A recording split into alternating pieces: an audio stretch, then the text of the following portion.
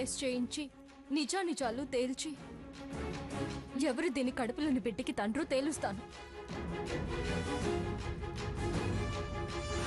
DNA లేదు, NRI లేదు.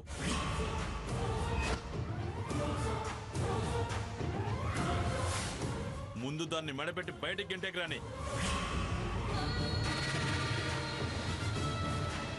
అల్లుడువని ఆగాల్సి వస్తుంది. ఓపిక పట్టు, 6 నెలల తర్వాత నిజం నిరూపిస్తానని సీత అంటుంటే మెడబట్టుకుని అవతల గంటమంటావే?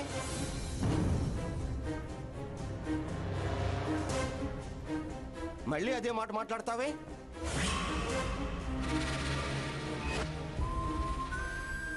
ఏమండి, నువ్వు ఉండవే.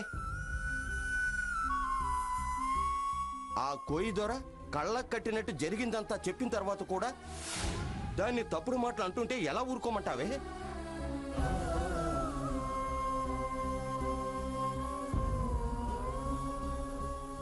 బంగారం లాంటి దాన్ని పట్టుకుని బజారుదని తిరిగిపోతానంటూ నోటుకొచ్చినట్టు మాట్లాడుతున్నాడు. ఏం మనిషి అతను? ఇంకా ఎలా ఓపిక పట్టమంటావే? పైగా దాన్ని మెడబట్టుకుని బయటికి గంటమంటున్నాడు. ఏది గంటండి చూస్తాను. వెయ్యి దాని ఒంటి మీద చేయి చూస్తాను. కన్న తండ్రిని నేనుండగా ఏ తప్పు చేయి నా కూతురి మీద కట్టుకున్నవాడు చెయ్యి వేస్తే చేతులు కట్టుకుని కూర్చుంటారనుకున్నావా? ఏం చేస్తావు? నాన్న ఆవేశపడకండి నాన్న. ఆవేశం కాదమ్మా, ఆక్రందన. ఎంత అణిగి ఉంటున్నా మరీ పాతాళానికి తొక్కేసే వాళ్ళ అహంకారాన్ని సహించలేక చేసే ఆహాకారం.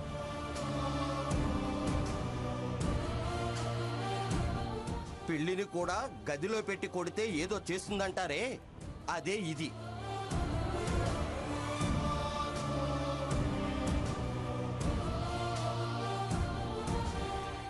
నయానా భయానా ఎవరేం చెప్పినా కూడా మొండికేస్తుంటే ఏం చేయాలి? మరీ అంత నీచంగా మాట్లాడుతుంటే మౌనంగా ఎలా వింటూ ఉండగలను? పుట్టుకతో వచ్చిన రోషం పౌరుషం చంపుకోవాల్సిన అవసరం లేదు. అలా బతకడం కంటే చావడం నయం.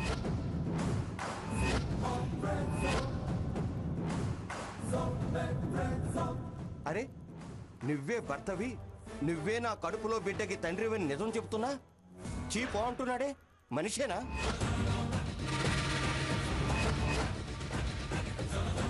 అన్నం తింటున్నాడా, గడ్డి తింటున్నాడా? రామచంద్రయ్య.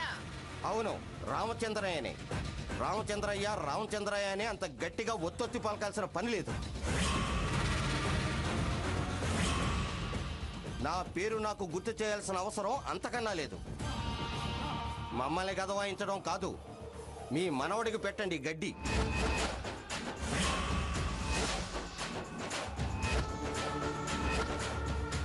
మీ మనవడికి చెప్పండి భయం.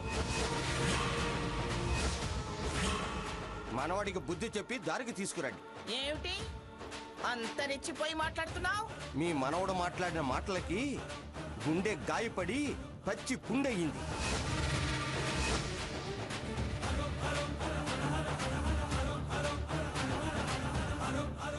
బైపాస్ సర్జరీ ప్రాణం పోస్తుంది. కానీ మీ మనవడి మాటలు రంపపు కోతల్లా ఉన్నాయి.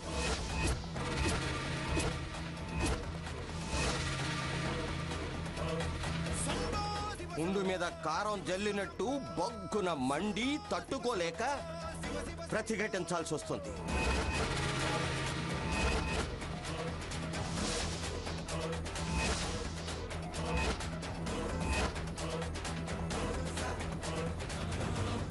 మెడబెట్టి గంటమన్నప్పుడు నన్ను రామచంద్రయ్య అని అరవడం కాదు, సాకేతని అతన్ని అరవచ్చుగా.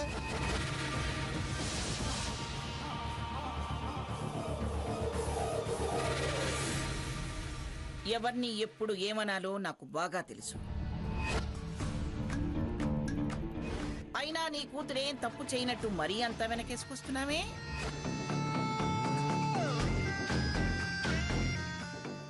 కన్నవాళ్ళని, కట్టుకున్న వాడిని, నన్ను, నా వాళ్ళని, అందరినీ నేను తప్పేనని మోసం చేయలేదు. దానికి కారణం మీ వారు చెప్పారుగా.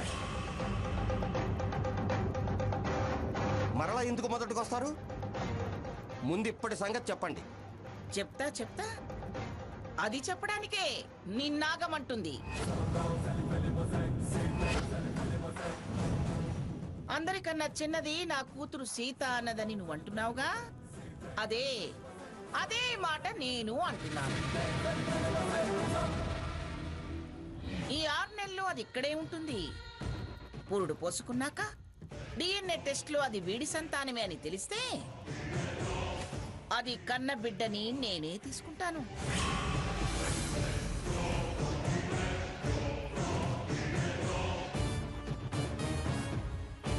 మా వంశాంకురంగా అంగీకరించి పెంచి పెద్ద చేస్తాను.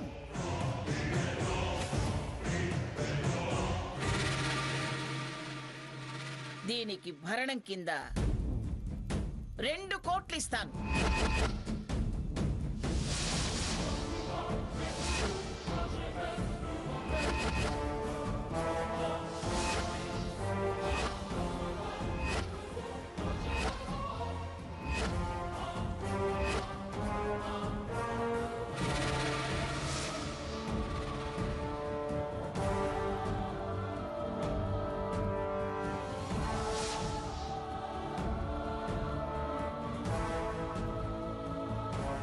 దాని బతుకు దాన్ని బతకమనండి.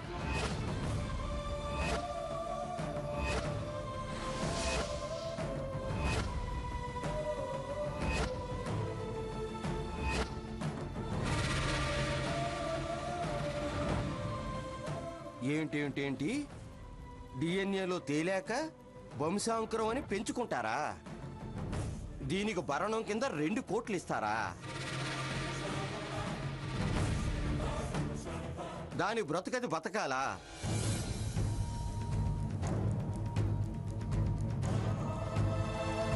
శబాష్, చాలా బాగుందమ్మా మీ తీర్పు.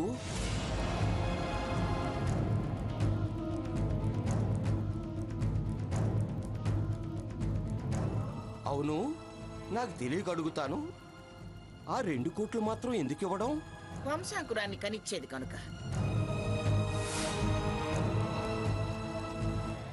మరి దాని కాపురం? వాడు కుదరదంటున్నాడుగా.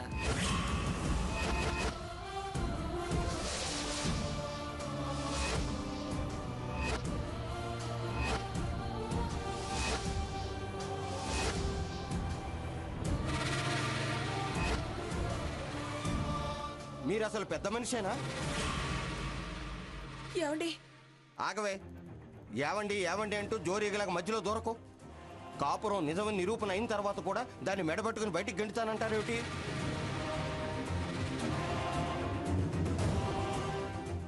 దాన్ని ఆడ మనిషిలా చూస్తున్నారా లేక పిల్లలకైనా యంత్రంలాగా చూస్తున్నారా?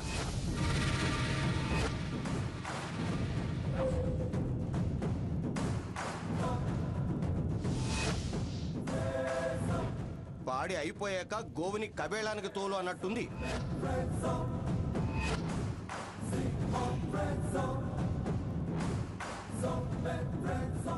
మిషన్ డిప్రిషియేషన్ కింద 2 కోట్లు. ఎంత గొప్ప మనసండి.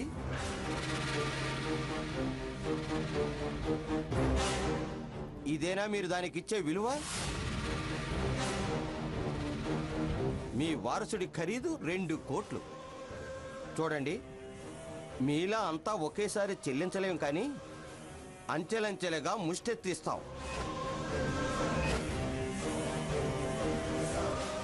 మీ మనవణ్ణి మాతో పంపిస్తారా? రామచంద్రయ్య, గుర్తు చెయ్యొద్దని ఇందాకే చెప్పాను.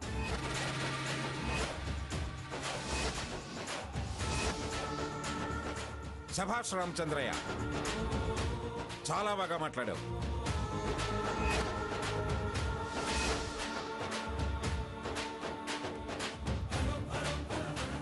పేదవాడి అంతరాత్మను ఆవిష్కరించావు.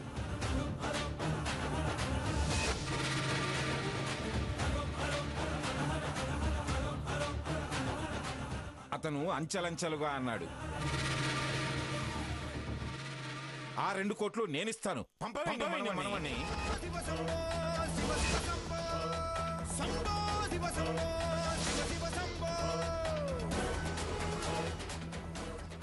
ఆ అమ్మాయి వాడిని ప్రేమించినందుకు పరిహారం ఇచ్చి వదిలించుకుంటావా?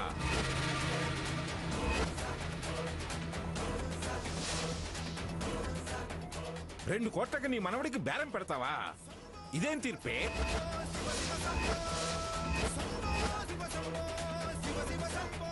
నేను జడ్జిగా చేశాను గాని ఇలాంటి తీర్పు మొదటిసారి వింటున్నాను. ప్రేమగా దగ్గర చేసే ప్రయత్నం చేయాలి గాని ఇలా బిడ్డలు కనిచి వెళ్ళమంటాం ఏమిటి? ప్రేమ దానికా? నా మీద? అంతా నాటకం.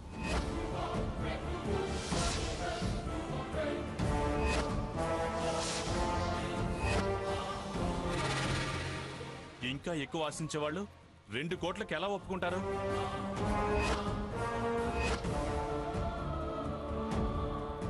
దానికి సాక్ష్యంగా మరొకరున్నారుగా. వీళ్ళకి మోసమే గాని ప్రేమ గురించి ఏం తెలుసు? సాకేత్, నువ్వెవరి గురించి మాట్లాడుతున్నావో మాకు తెలుసు.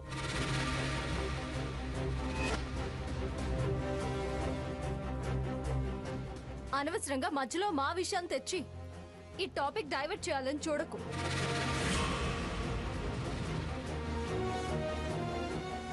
మోసం మోసం అని ఇంకొకసారి అంటే ఈ విషయాన్ని వీధిలోకి లాగాల్సి వస్తుంది.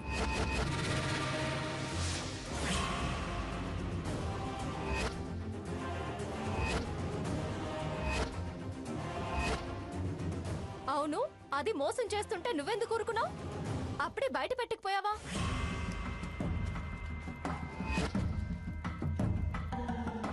అప్పుడు నీ పరువుకి కాస్త ప్లస్ అవుతుందని దీన్ని ఉపయోగించుకున్నావు. ఇప్పుడు నిజాన్ని ఎందుకు ఒప్పుకోవడం లేదు? ఈ వంకర బుద్ధిది నాకు అవసరం లేదు. వంకర బుద్ధి నీదిరా, నీది వంకర బుద్ధి. మంగా, శిక్షలంటూ పిచ్చాంక్షలు పెట్టకు. గౌరవంగా స్వర్ణను అంగీకరించు. చచ్చినా అది ఇక్కడ ఉండటానికి వీల్లేదు. అమ్మమ్మ గారు బిడ్డ పుట్టేదాకా ఇక్కడ ఉండమంటున్నారు కదా. డిఎన్ఏ టెస్ట్ లో ఓకే అయితే పెంచుకుంటానంటున్నారు కదా. అంటుందేమిటి? అదేగా అన్నది, అందరూ విన్నారుగా. కానీ స్వర్ణ అలా ఇవ్వడానికి ఒప్పుకోను. ఒకవేళ అది ఒప్పుకున్నా నేను ఒప్పుకోను. ఆ మాట చెప్పాల్సింది అది, నువ్వు కాదు. అవసరం లేదత్తయ్య. నా కోడల తరపు నుంచి నేను చెప్తున్నాను. తనలా ఇవ్వదు, ఇచ్చి వెళ్ళదు. అసలు ఎప్పటికీ ఎక్కడికి వెళ్ళదు, ఇక్కడే ఉంటుంది. తన మీద నాకు నమ్మకం ఉంది.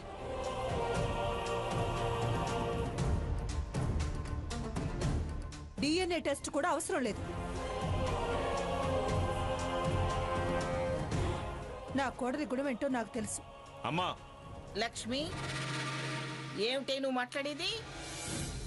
నిజం అత్తయ్య గారు. మీరు మీ మనవడిని ఎలా పెంచుకున్నారో నేను నా మనవడిని అలాగే పెంచుకుంటాను.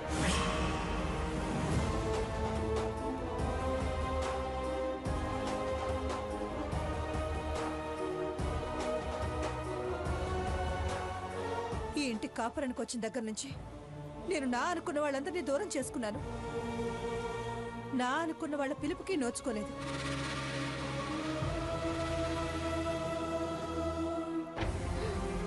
వీడెలాగో అమ్మ అని పిలవలేదు.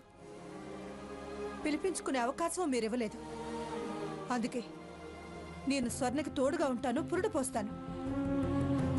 నా మనవణ్ణి నేనే పెంచుకుంటాను.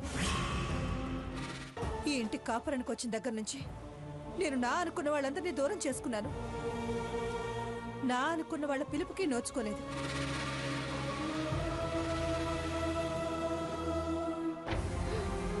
వీడెలాగో అమ్మ అని పిలవలేదు.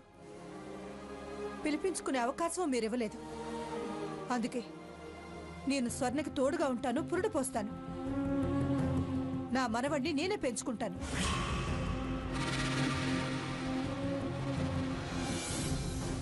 చాలా మాటలు నేర్చావే. దాని మీద మాకెవరికి ప్రేమ లేనట్టు, నీకే ప్రేమ అభిమానాలు పొంగిపోతున్నట్టు.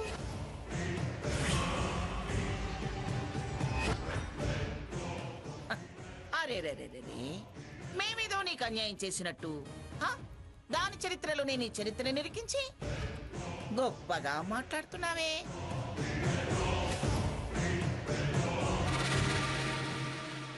స్వర్ణ, నేను చెప్పిన దానికి నువ్వు అంగీకరిస్తావా లేదా? కుదరదమ్మమ్మా, అస్సలు కుదరదు.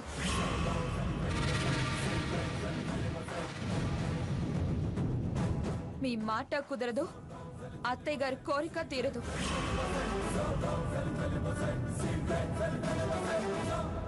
బావ నన్ను చేరదీస్తే తప్ప ఈ ఇంట్లో నేను ఉండడమే కుదరదు.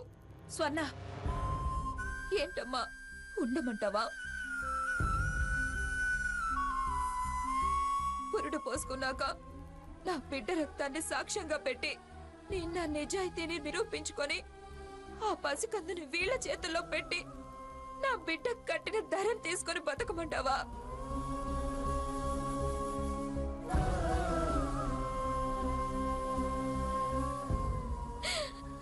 పిల్లల్ని అమ్ముకుంటే నేరవమ్మా.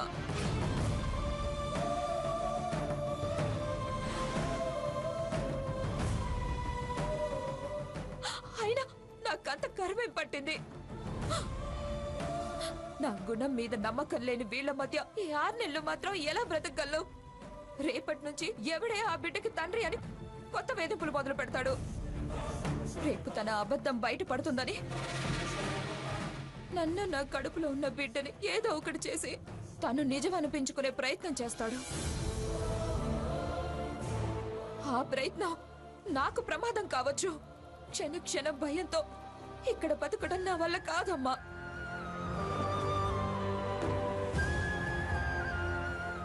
అంటే ఏమిటి నీ ఉద్దేశం? మీ దయా దాక్షిణ్యాల మీద బతకాల్సిన అవసరం నాకు లేదు.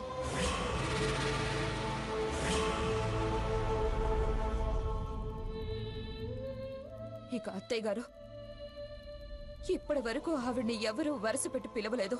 అందుకే నాన్నమ్మానో తన కొడుకు మిమ్మల్ని పిలిచే ఆ గ్రాని అన్న పిలుపు పిలిపించుకోవడం కోసం ఆరాటపడుతున్నారే కానీ నిజంగా నా మీద ప్రేమతో కాదని వారి మాటల్లోనే నాకు అర్థమైంది. సన్న, కాదన్నానని బాధపడకండి అత్తయ్య.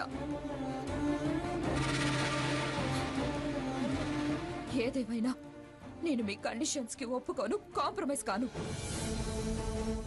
నా కొడుకు మిమ్మల్ని పిలిచే ఆ గ్రాని అన్న పిలుపు పిలిపించుకోవడం కోసం ఆరాటపడుతున్నారే కానీ నిజంగా నా మీద ప్రేమతో కాదని వారి మాటల్లోనే నాకు అర్థమైంది. సన్న, కాదన్నానని బాధపడకండి అత్తయ్య. ఏదేమైనా నేను మీ కండిషన్స్ కి ఒప్పుకోను, కాంప్రమైజ్ కాను. నా మీద నాకు నమ్మకం ఉంది.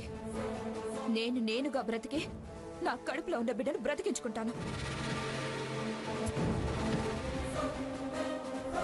కానీ పెంచి పెద్దవాణ్ణి చేస్తాను. అయినా ఆ తరంలో రఘురాం బావ, ఈ తరంలో నా బిడ్డ.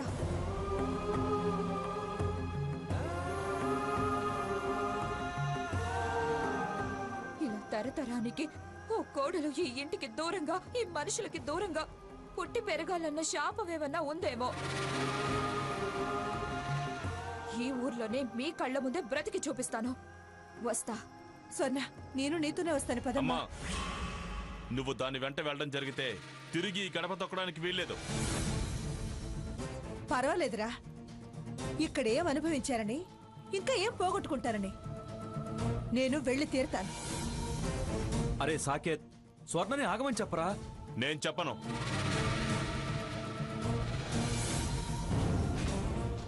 వద్దత్తయ్య, మీరు రావద్దు. నా కోసం మీ జీవితం త్యాగం చేయొద్దు. ఈ మధ్య మిమ్మల్ని అమ్మ అంటున్నాడు. మీరొచ్చి నాకు నా బిడ్డ పిలుపును దూరం చెయ్యొద్దు. స్వర్ణ, నా భయం నాకుంది. కట్టుకున్నాన్ని చూశానుగా.